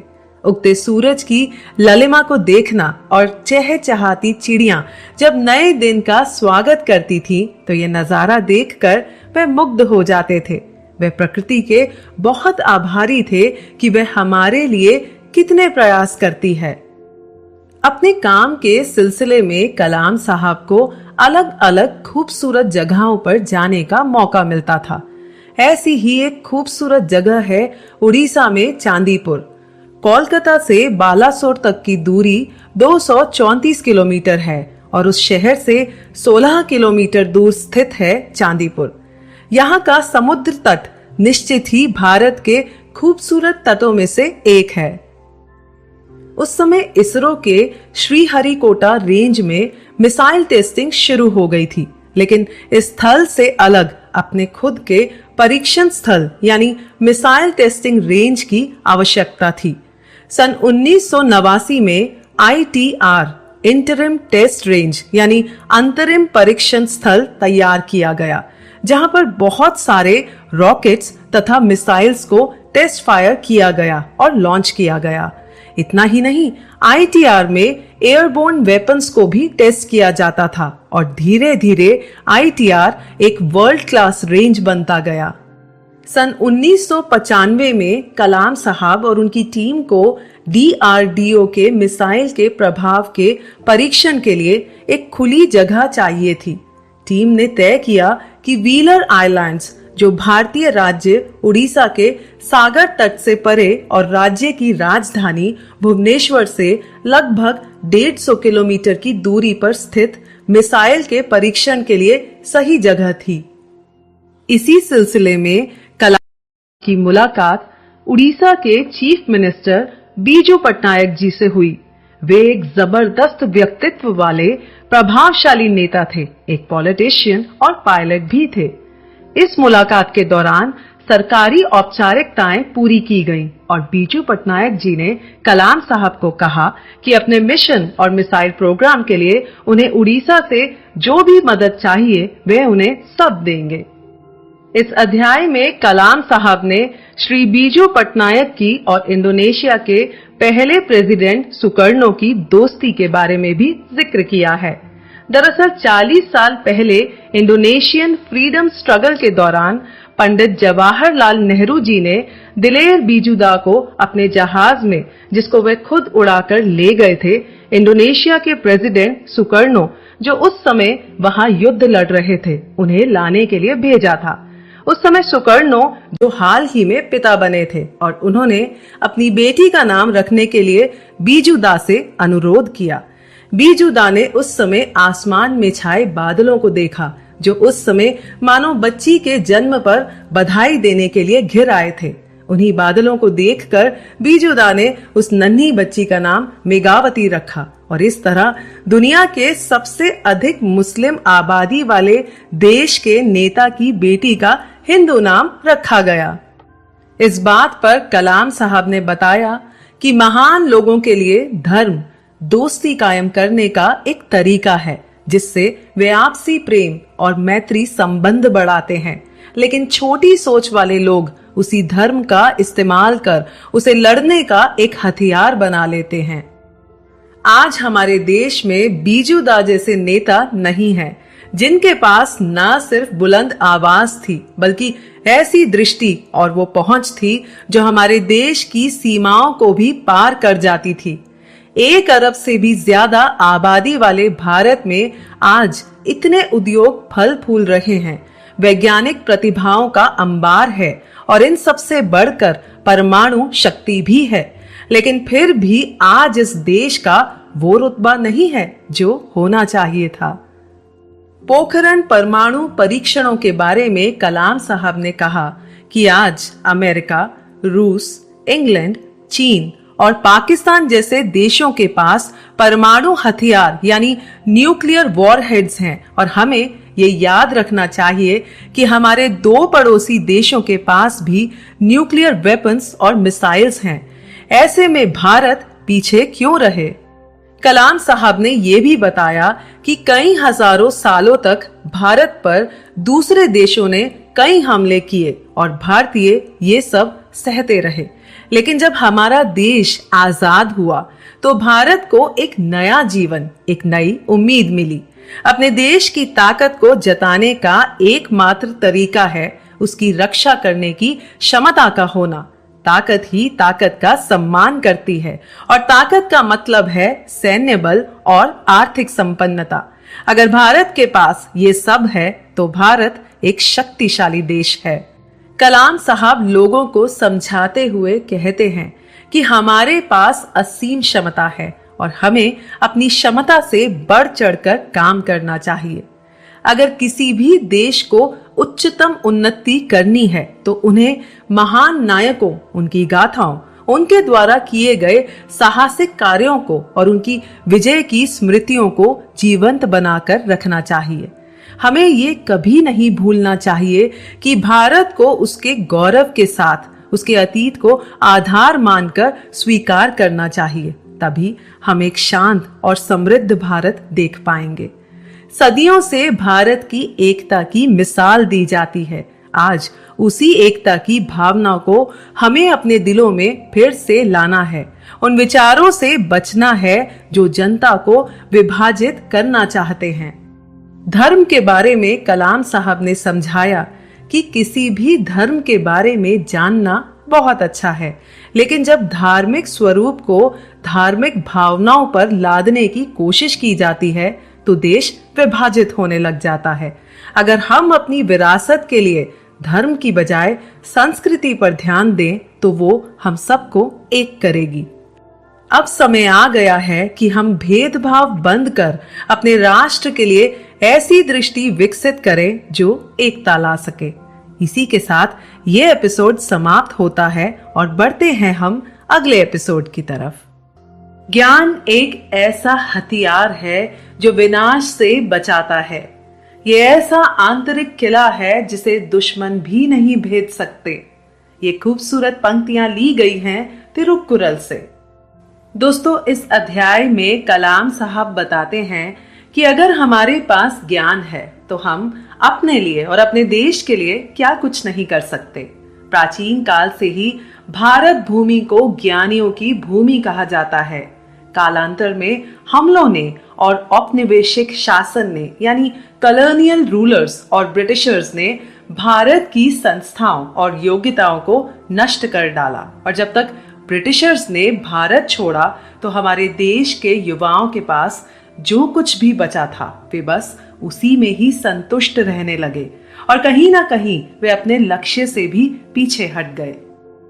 हमें ये विश्वास अपने अंदर फिर से जगाना है कि भारत मूलतः ज्ञान की भूमि है और उसे अपने इस पहलू से नए सिरे से खोज करनी चाहिए। और एक बार हमने ये खोज कर ली तो जीवन की गुणवत्ता तथा विकसित राष्ट्र की ताकत को पाने के लिए हमें ज्यादा संघर्ष नहीं करना पड़ेगा।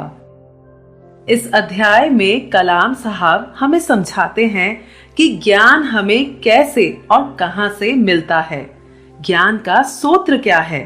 अगर हम सब अपने जीवन पर ध्यान दें तो बचपन से ही हम ज्ञान लेते आ रहे हैं। पहले हमारे माता पिता ने हमें ज्ञान से सींचा, फिर हम स्कूल गए, वहां शिक्षकों ने हमें ज्ञान का पाठ पढ़ाया। ज्ञान पाने के और कितने सारे जरिए हैं, जैसे पुस्तकालयों से, शोध पत्रों से, गोष्ठियों तथा विभिन्न संगठनों से इत्यादि।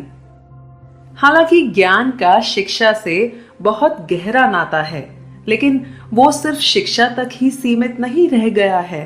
ज्ञान कलाकारों, दस्तकारों, हकीमों, वैद्यों तथा संतों और यहाँ तक कि हमारी गृहिणियों से भी प्राप्त किया जा सकता है, क्योंकि जब एक कलाकार या वैद्य या फिर गृहिणी अपनी कला का प्रदर्शन करते हैं तो हमें इनसे कितना कुछ सीखने को मिलता है। हमारे देश के लोगों में और हर राज्य में ज्ञानवान समाज के लिए उसकी अपनी अनूठी और अद्भुत क्षमता मौजूद है। 21वीं शताब्दी में एक नए समाज का उदय हो रहा है, जहां पूंजी और श्रम की बजाय ज्ञान ही प्राथमिक उत्पादन का संसाधन है। पहले से ही मौजूद ज्ञान के इस आधार का कुशल इस्तेमाल हमारे लिए बेहतर स्वास्थ्य, शिक्षा और प्रगति के अन्य संकेतकों के रूप में पूंजी पैदा कर सकता है। कलाम साहब ने ये भी बताया कि ये कैसे पता लगाएं कि कोई देश ज्ञानवान समाज की कसौटी पर खरा उतरा है या नहीं। बस आप ये देख लीजिए कि वो ज्ञान के सर्जन यानी नॉलेज क्रिएशन और उसके उचित इस्तेमाल के क्षेत्र में कैसे कार्य कर रहा है। एक ज्ञानवान समाज के दो बहुत ही महत्वपूर्ण तत्व हैं। पहला, सोसाइटल ट्रांसफॉर्मेशन यानी सामाजिक परिवर्तन।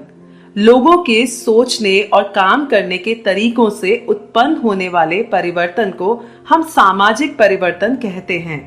सामाजिक परिवर्तन शिक्षा, स्वास्थ्य, रक्षा और कृषि के क्षेत्र में आते हैं और इन्हीं से ही रोजगार के नए अवसर उत्पन्न होते हैं। उच्च उत्पादकता और ग्रामीण समृद्धि भी होती है। दूसरा पहलू है वेल्थ जनरेशन यानी धन निर्माण के कार्यों को राष्ट्रीय क्षमताओं से जोड़कर देखा जाना चाहिए। प्रमुख क्षेत्र जो ज्ञानवान समाज बनने की दिशा में हमारा मार्गदर्शन करेंगे वो हैं information technology, biotechnology, space technology, weather forecasting, service sector इत्यादि। भारत ने जिस प्रकार इंफॉर्मेशन टेक्नोलॉजी में खास जगह बनाई है, उससे ये साफ जाहिर है कि वह जल्द अपने आप को एक ज्ञानवान समाज में बदलने के अवसर का लाभ उठा सकेगा। इस अध्याय में कलाम साहब एक और अहम तत्व पर रोशनी डालते हैं जो भारत के विकास के लिए बहुत जरूरी है, और वो है ग्रामीण क्षेत्र, जहां पर अभी भी इतनी सुविधाएं उपलब्ध नहीं हैं जो कि शहरों में हैं। शहर और गांव के जीवन स्तर में काफी अंतर है। इसी वजह से लोग अपने अपने गांव को छोड़कर शहरों में बसने चले जाते हैं। आदर्श स्थिति तो ये होनी चाहिए कि ग्रामीण और शहरी दोनों ही क्षेत्रों को समान रूप से आकर्षित करने वाला होना चाहिए, ताकि ऐसी स्थिति ही ना आए। और उसका एक ही समाधान है, वो है ग्रामीण विकास, यानी ग्रामीण क्षेत्रों को भी वही सुविधाएं उपलब्ध करानी चाहिए जो अभी शहरों तक ही सीमित है। इन सुविधाओं से गांव में भी शहरों के समान रोजगार के अवसर पैदा होंगे, और दूसरा, इन सुविधाओं को आसानी से और कम कीमत में उपलब्ध कराना। जब बात हो रही है ग्रामीण विकास की, तो सिर्फ इतना ही नहीं, इन सुविधाओं के साथ गांव की सड़कें बनवाना और एक मुद्रिका सड़क यानी रिंग रोड के जरिए कुछ गांव को आपस में जोड़ने में तथा उस पर परिवहन व्यवस्था उपलब्ध कराने से ग्रामीण क्षेत्रों का विकास हो सकता है। अन्य सुविधाएं जैसे स्कूल, अस्पताल तथा अन्य सामाजिक सेवाएं उपलब्ध कराना वाकई ग्रामीण क्षेत्रों के जीवन स्तर में सुधार लाने के साथ साथ शहरी इलाकों में भीड़ को कम कर सकता है। इस यात्रा के दौरान कलाम साहब अलग अलग कंपनीज में भी गए, जैसे टाटा, टेल्को, विप्रो इत्यादि।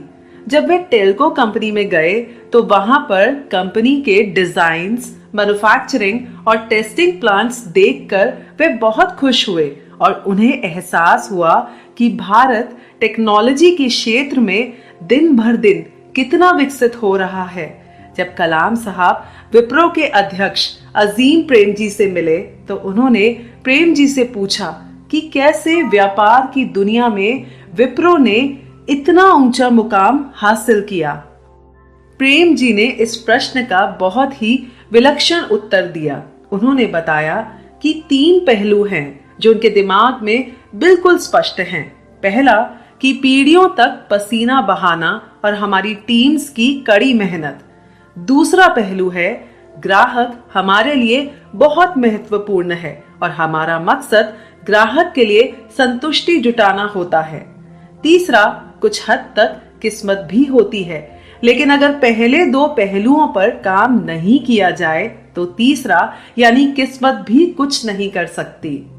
दोस्तों, अंत में कलाम साहब ये बताते हैं कि कोई भी राष्ट्र महान वहां के रहने वाले लोगों से बनता है। जब लोगों के विचार उच्चतम होंगे और जब वे प्रयास करके अपने देश की प्रगति के लिए काम करते हैं तो वे महत्वपूर्ण नागरिक बन जाते हैं। हमारा देश जिसमें 1 अरब से भी ज्यादा लोगों की आबादी है, जो कि एक बहुत बड़ी ताकत है, वे अपने प्रज्वलित दिमाग से क्या कुछ नहीं कर सकते। इसी के साथ ये एपिसोड समाप्त होता है और बढ़ते हैं हम अपने अगले एपिसोड की तरफ। ताकतों को एकजुट करना। दोस्तों, अब्राहम लिंकन का एक खूबसूरत कोट है, तय करें कि काम किए जा सकते हैं और कर लिए जाएंगे, फिर हम उन्हें करने का तरीका तलाशेंगे।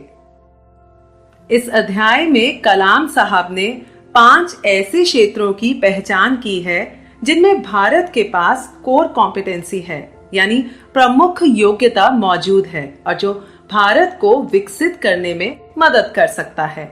पहला क्षेत्र है एग्रीकल्चर एंड फूड प्रोसेसिंग, यानी खाद्यान्न, जहां पर हमें 360 मिलियन टन खाद्यान्न और कृषि उत्पाद का लक्ष्य निर्धारित करना होगा और इससे भारत के ग्रामीण क्षेत्र में समृद्धि और आर्थिक उन्नति होगी।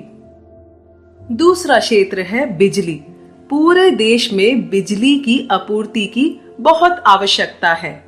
तीसरा क्षेत्र है शिक्षा और स्वास्थ्य। इन दोनों ही क्षेत्रों का आपस में गहरा नाता है। उदाहरण के तौर पर आप केरल शहर को ही लीजिए। हाई लिटरेसी रेट और हेल्थ केयर सुविधाओं की वजह से केरल में पॉपुलेशन ग्रोथ में कमी आई है और साथ ही में वहां के लोगों की क्वालिटी ऑफ लाइफ में भी काफी सुधार आया है। चौथा क्षेत्र है इंफॉर्मेशन टेक्नोलॉजी। ये भारत का एक मजबूत क्षेत्र है। धन की उत्पत्ति के साथ साथ ये शिक्षा का प्रसार करके पिछड़े इलाकों में भी बदलाव लाने की ताकत रखता है। पांचवा क्षेत्र है स्ट्रैटेजिक सेक्टर, यानी सामरिक क्षेत्र। इस क्षेत्र में न्यूक्लियर, स्पेस और डिफेंस टेक्नोलॉजी में पर्याप्त प्रगति हुई है। अगर इन 5 क्षेत्रों की गतिविधियों को संगठित कर दिया जाए तो खाद्यान्न, आर्थिक, सामाजिक और राष्ट्रीय सुरक्षा सुनिश्चित की जा सकती है। कलाम साहब ने कृषि क्षेत्र और किसानों से जुड़ा हुआ एक बड़ा ही दिलचस्प तथ्य बताया। सन 1998 के खरीफ के मौसम के दौरान प्रसिद्ध agricultural scientist professor S.K. Sinha के साथ टाइफैक यानी technology information forecasting and assessment council ने सेंट्रल बिहार और ईस्टर्न इंडिया में एग्रीकल्चरल प्रोडक्टिविटी बढ़ाने की योजनाएं बनाई, जिसमें एक क्षेत्र के 6 और दूसरे के 9 गांवों को चुना गया और इस कार्य प्रणाली के अंतर्गत मिट्टी विश्लेषण यानी सॉइल एनालिसिस, बीजों का चुनाव, बीज बोने का मौसम तथा किसानों की ट्रेनिंग भी शामिल की गई। वैज्ञानिक तथा किसानों के इस गहन प्रयास ने धान की पैदावार में प्रति हेक्टेयर 2.5 टन से बढ़कर 5 टन प्रति हेक्टेयर हो गई। इतना ही नहीं, कुछ गांव में जहां जहां पर ये प्रणाली लागू है, वहां पर किसानों को नए मुद्दों जैसे तेज फसल कटाई के उपकरणों, मार्केटिंग तथा बैंकिंग प्रणाली में रुचि लेते देखा। एक अन्य प्रयोग रीच यानी relevance and excellence in achieving new heights in education institutions, अर्थात नई ऊंचाइयां प्राप्त करने के लिए शिक्षा को प्रासंगिक तथा श्रेष्ठ बनाना भी इन दिनों जारी है। इस अभियान का उद्देश्य है 80 से 100 ऐसे केंद्र स्थापित करना जिनमें एक समान शैक्षिक कार्यक्रम लागू हो जो एक्सीलेंस के प्रति कमिटेड हो। दोस्तों, भारत में टेक्नोलॉजी इतनी विकसित हो गई है कि वो सिर्फ कृषि क्षेत्र तक ही सीमित नहीं है, बल्कि चिकित्सा क्षेत्र ने भी बहुत बड़ा रोल अदा किया है। इसका उदाहरण देते हुए कलाम साहब ने बताया कि जब वे हैदराबाद के केयर हॉस्पिटल में गए तो वहां पर टेलीमेडिसिन के द्वारा पेशेंट्स को कंसल्ट किया जा रहा था। हैरानी की बात यह थी कि डॉक्टर और पेशेंट्स आमने सामने ना होकर 2 अलग अलग जगह पर थे और उन्होंने सैटेलाइट के जरिए बात की। टेलीमेडिसिन से ग्रामीण क्षेत्रों के अस्पतालों और प्राइमरी हेल्थ सेंटर्स को जोड़कर आसानी से चिकित्सा सेवाएं उपलब्ध कराई जा सकती हैं। कलाम साहब ने विकसित देश के लिए एक बहुत ही महत्वपूर्ण तथ्य बताया है कि धन उपजाना और धन की सुरक्षा दरअसल एक ही सिक्के के 2 पहलू हैं। किसी भी राष्ट्र की दौलत वहां के लोगों के खून पसीने और उनकी कड़ी मेहनत का प्रतीक होती है और एक राष्ट्र की स्थायी दौलत और उसके विकास के लिए एक इंटीग्रेटेड अप्रोच यानी संगठित दृष्टिकोण की जरूरत है और ऐसा ही दृष्टिकोण अन्य गतिविधियों के मामले में भी जरूरी है। एक विकसित राष्ट्र के लिए कलाम साहब ने एक अन्य पहलू पर भी रोशनी डाली है और वो है ग्लोबल कॉम्पिटिटिवनेस यानी उद्योगों का अंतरराष्ट्रीय स्तर पर प्रतिस्पर्धी होना और इसके तहत न सिर्फ घरेलू बाजारों की जरूरत को पूरा करना है बल्कि बाहरी बड़ी मार्केट्स को भी अपना लक्ष्य बनाना होगा। इसीलिए जीडीपी में इसका योगदान भी काफी बड़ा है। अगर वर्तमान में देखा जाए तो हमारी शिक्षा प्रणाली में काफी हद तक असमानता है। हम में से बहुत से लोग उच्च शिक्षा पाने की आकांक्षा तो रखते हैं, लेकिन क्वालिटी एजुकेशन देने वाले इंस्टीट्यूशंस बहुत कम हैं, जिसकी वजह से क्वालिटी मैन पावर की डिमांड और सप्लाई में काफी असमानता पैदा हो सकती है और जो नए उभरते क्षेत्रों में साफ दिखाई देती है, जैसे information technology, biotechnology, manufacturing technology इत्यादि। इसका समाधान ये हो सकता है कि उन संस्थानों को बढ़ावा दिया जाए जो उद्योग तथा समाज के लिए चुनिंदा विषयों में विशेषज्ञता रखते हैं। कुछ ऐसे भी संस्थान हैं जो इस क्षेत्र में पहले से ही अच्छा प्रदर्शन कर चुके हैं और वो नए संस्थानों के लिए आदर्श बन सकते हैं। देश की युवा पीढ़ी को कलाम साहब ने संदेश देते हुए बताया कि युवा पीढ़ी को पारदर्शी भारत के निर्माण के लिए ठीक वैसा ही आंदोलन शुरू करना चाहिए जैसा कि हमारे पूर्वजों ने आजादी पाने के लिए किया था। पारदर्शिता देश के विकास के लिए एक महत्वपूर्ण शर्त है। अंत में कलाम साहब बताते हैं कि कार्यक्रमों तथा नीतियों को सफल बनाने के लिए उन्हें मिशन भाव से लागू करना चाहिए। झटपट कभी भी प्रगति नहीं होती और अगर रास्ता ठीक ना हो तो ये दूर भी छिटक सकती है। हमारे पास जो प्रचुर मात्रा में संसाधन हैं, उनका पूरी तरह से उपयोग किया जाना चाहिए। इसी के साथ ये एपिसोड समाप्त होता है और बढ़ते हैं हम अगले एपिसोड की तरफ।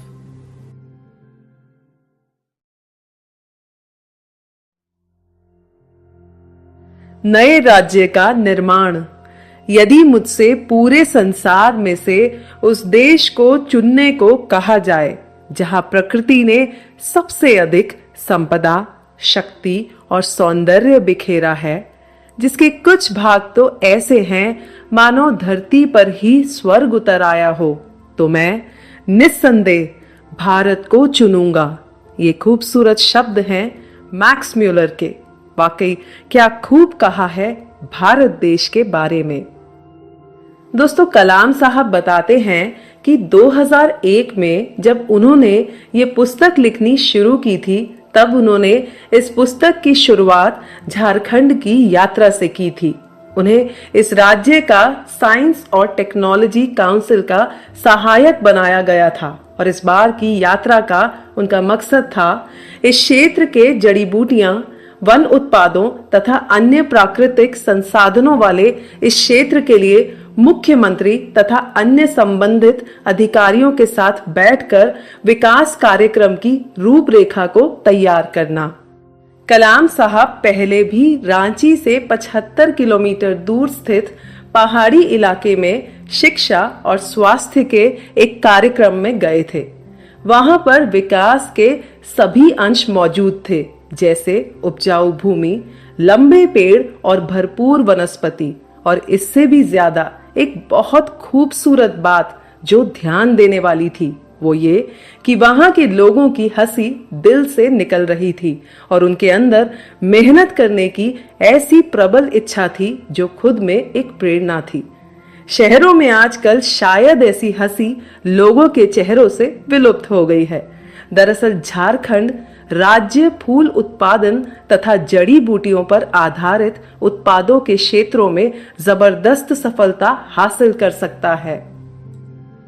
रांची के बाद कलाम साहब हेलीकॉप्टर से स्टील सिटी बोकारो के लिए रवाना हुए और एक बार फिर से खराब मौसम की वजह से उनका हेलीकॉप्टर दुर्घटनाग्रस्त हो गया। सौभाग्यवश इस बार भी ईश्वर की कृपा से उन्हें कुछ नहीं हुआ, जिसके वे शुक्रगुजार थे।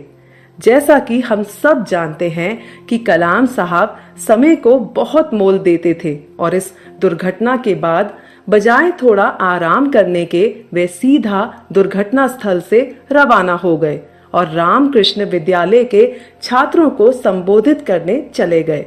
वहां पर बच्चों ने उनका स्वागत किया। कलाम साहब ने उन बच्चों को उनके राज्य का खूबसूरत विवरण दिया। कलाम साहब ने बताया कि इस राज्य पर ईश्वर की जबरदस्त कृपा है। धरती के अंदर अपार खनिज संपदा, उपजाऊ जमीन, स्टील प्लांट क्या नहीं है इस राज्य में।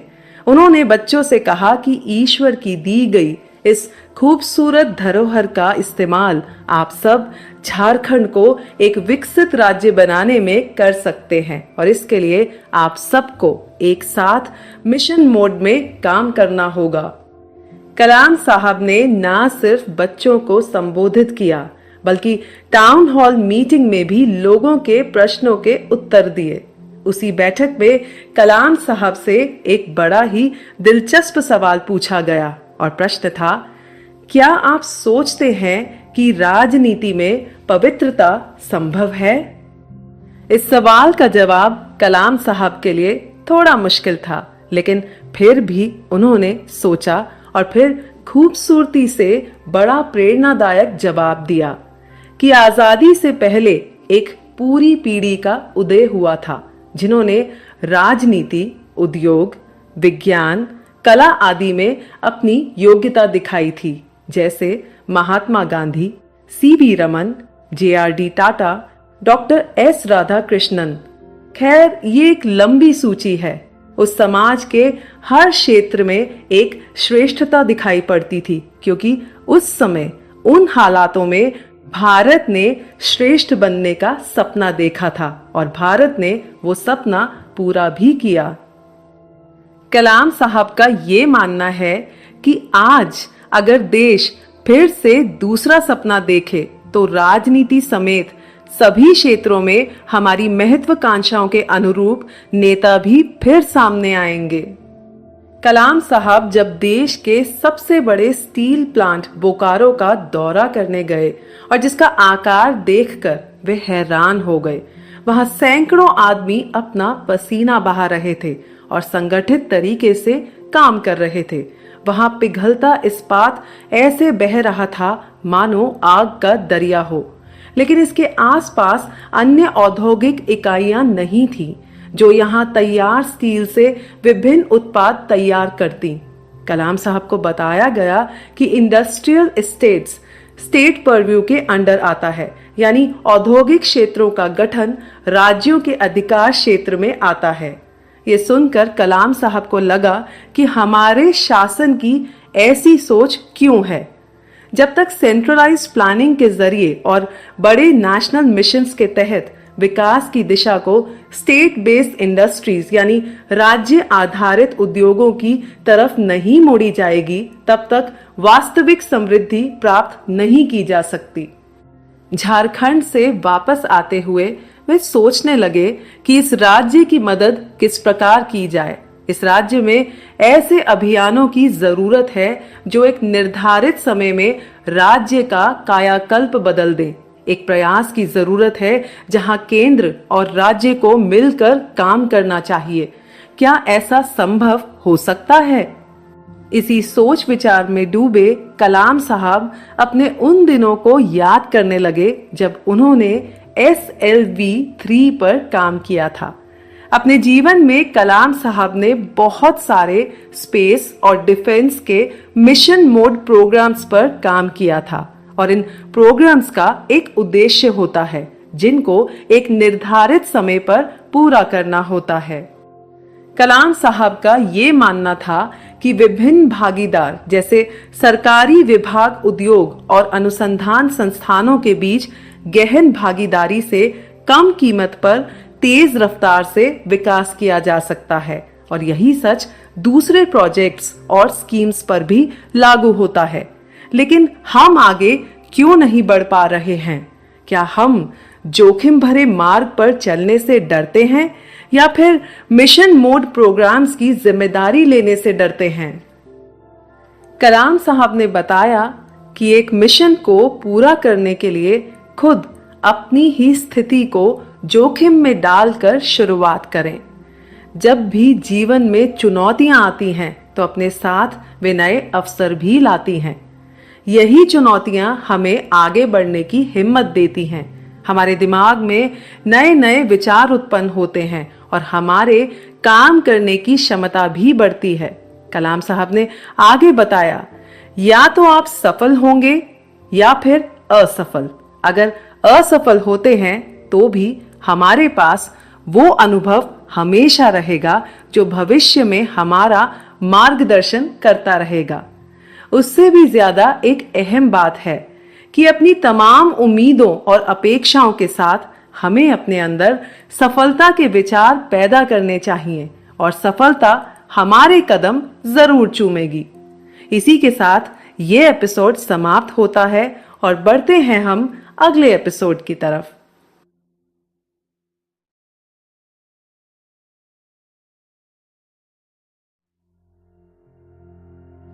देशवासियों के लिए संदेश।